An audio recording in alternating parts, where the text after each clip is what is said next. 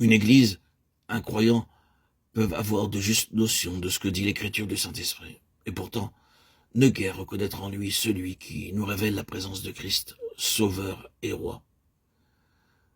La parole de Dieu ne suffit pas pour nous faire connaître l'Esprit. Sans doute, elle nous parle de lui, mais n'a de vie et de réalité pour nous qu'autant que l'Esprit lui-même nous parle. Le monde ne peut point le recevoir parce qu'il ne le voit point et ne le connaît point. Nous n'avons pas reçu l'Esprit du monde, mais l'Esprit qui vient de Dieu, afin que nous connaissions les choses que Dieu nous a données. 1 Corinthiens 2,12. L'Esprit du monde, la sagesse du monde, ne peuvent pas connaître l'Esprit de Dieu. Il faut au contraire un esprit très détaché du monde pour connaître l'Esprit qui vient du ciel. Frères et sœurs, chers amis, auditeurs, auditrices, bien-aimés, voulez-vous connaître l'Esprit de Dieu?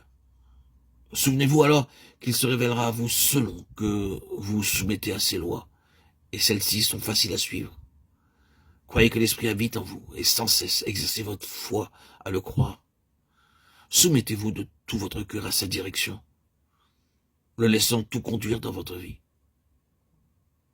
Attendez avec humilité et docilité qu'il vous enseigne de jour en jour, qu'il vous fasse éprouver sa présence et son action. Soyez sûr qu'alors s'accomplira pour vous cette promesse. Vous le connaissez parce qu'il sera en vous. Chers amis, chers frères et sœurs bien-aimés, si nous croyons que l'Esprit est une des trois personnes de la Trinité, traitons-le comme une personne. Adressons-nous à lui comme à une personne. Honorons-le de notre cœur comme une personne. Aimons-le d'un amour qui s'adresse directement à lui. Craignons aussi de l'offenser, conversons avec lui comme avec une personne et comptons sur lui comme sur une personne. Pour ma part, témoin vivant de la personne de Christ, de cette personne, cette troisième personne qui est l'Esprit Saint, je peux dire avec assurance qu'il est bien vivant, présent, qu'il me dirige et me conduit, et qu'il m'apporte énormément de satisfaction. Oui, cette personne qui est venue en moi, cet Esprit Saint, troisième personne de la Trinité, qui est survenue lors de ma sortie des eaux baptismales le 26 septembre 2019, au lac de ma ville, fut de moi un témoin vivant. Aujourd'hui, par cette personne, je peux transmettre, communiquer cet amour vivant dans mes paroles, dans mes propos, dans le son de ma voix, cet amour vivifiant qui me parle, mais qui vous parle. Oui, Seigneur Jésus, tu as fait de moi un vecteur, un témoin, un instrument, un vase qui, par mes mots, transmet l'amour de Christ. Je le vois constamment dans mon quotidien, par la présence qui agit à travers moi, cette présence vivante, cet amour, ce feu dévorant qui rayonne au travers de moi et qui manifeste cette vérité que Christ est vivant, qui manifeste cette vérité que l'amour de Dieu est plus puissant que tout amour charnel, passionnel, conditionnel, cet amour divin qui s'est emparé de moi, qui a travaillé sur ma nature charnelle, qui a sacrifié ma chair parce que j'ai désiré lui obéir. Il a fait le travail pour moi. Pour lui plaire, j'ai renoncé à moi-même, j'ai renoncé à tout mon être, à mon intelligence, à ma connaissance, à mon savoir, à ma raison. Et il a fait surface. Jour après jour, semaine après semaine, il a travaillé en moi. Depuis maintenant plus de 6 ans, après mon baptême, mon être charnel a été réduit en cendres. Il n'est plus qu'influencé, soumis, obéissant à cet esprit divin, cet esprit de force, cet esprit redoutable qui m'accorde la force nécessaire, la puissance de témoigner jour après jour, semaine après semaine. Plus de 100 000 vidéos audio sur Internet, TikTok, Instagram, YouTube, depuis le 21 juillet 2021, où je témoigne avec ardeur, sans fatigue, sans lassitude, avec joie de cette cette connaissance de vie qu'est l'Esprit Saint. Gloire à Dieu.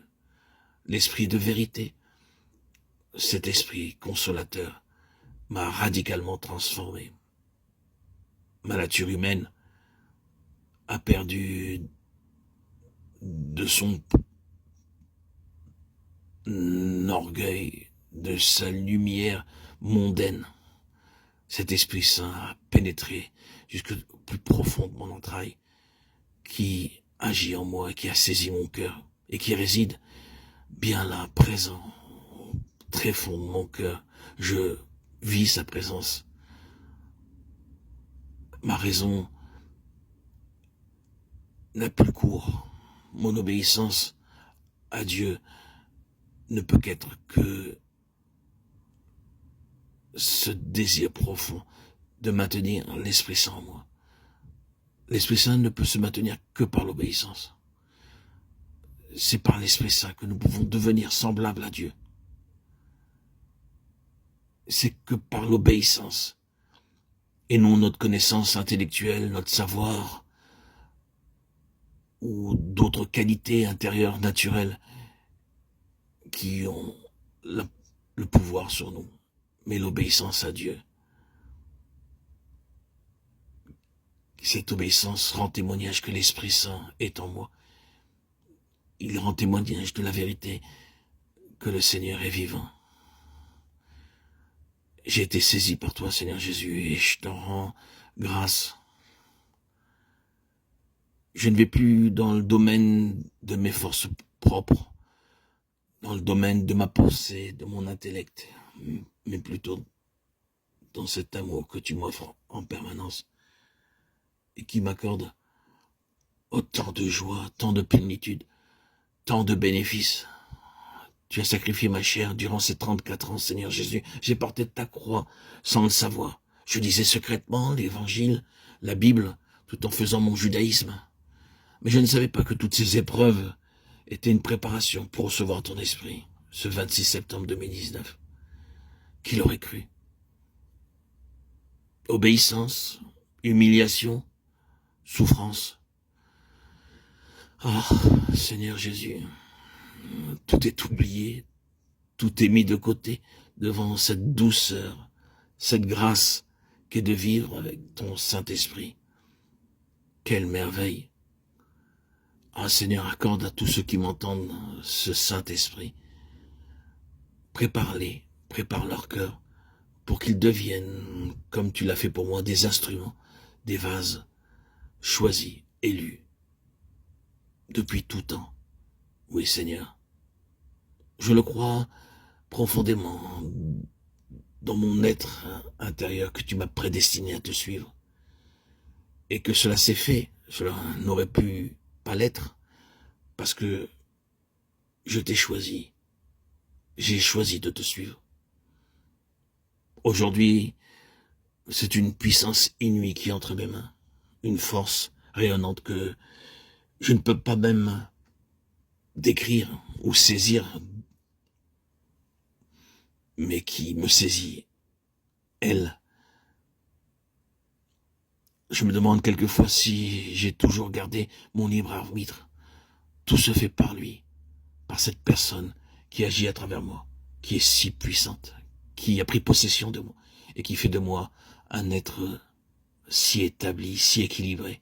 Moi qui ai été déséquilibré pendant plus de 34 ans. 34 ans. Tous ceux qui connaissent ce qu'est être bipolaire,